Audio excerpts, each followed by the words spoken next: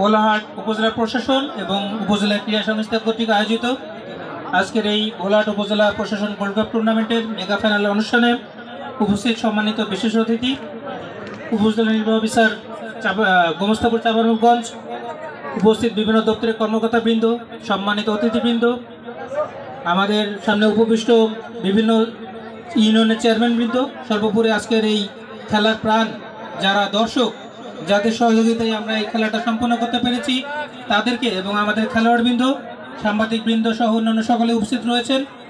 আপনাদের সহযোগিতায় আমরা প্রায় 10 দিন ব্যাপী এই খেলাটা শেষ করতে পেরেছি।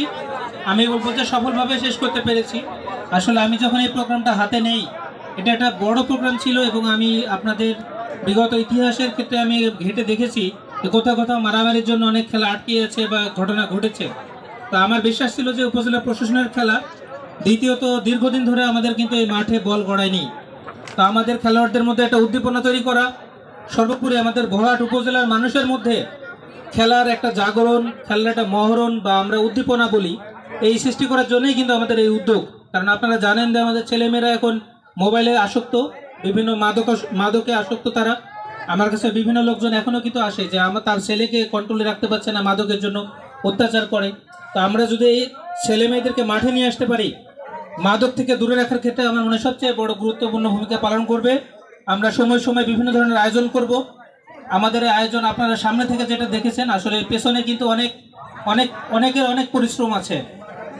এক্ষেত্রে আমি প্রথমেই বলবো যে সবচেয়ে বেশি আমাদের সহযোগিতা করেছেন দর্শক, কারণ আপনারা দর্শকরা যদি না চাইতেন আজকে খেলাও কিন্তু আমি সুসম্পন্ন করতে পারতাম না। এই জন্য প্রথমেই তাদেরকে ধন্যবাদ জানাচ্ছি ইটভাটা মালিক সমিতি, ধন্যবাদ জানাচ্ছি আম ফাউন্ডেশন, ধন্যবাদ জানাচ্ছি অফিসার ইনচার্জ, সে তার সার্বক্ষণিক পুলিশ দিয়ে এখানে সহযোগিতা করেছেন, ধন্যবাদ জানাচ্ছি গ্রাম পুলিশ।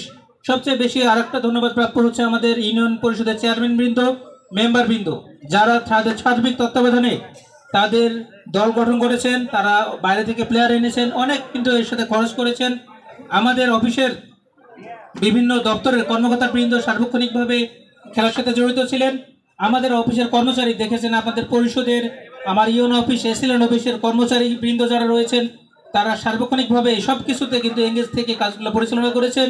সর্বোপরি যেহেতু আজকে সন্ধ্যা হয়ে গেছে, আপনাদের জন্য কিছু পুরস্কারের আয়োজন আছে। আপনাদের যে ম্যান অফ দ্য টুর্নামেন্ট, সর্বোচ্চ গোলদাতা, আমাদের man of the match, runners up এবং প্রাইজ মানি রয়েছে দুই পক্ষেরই।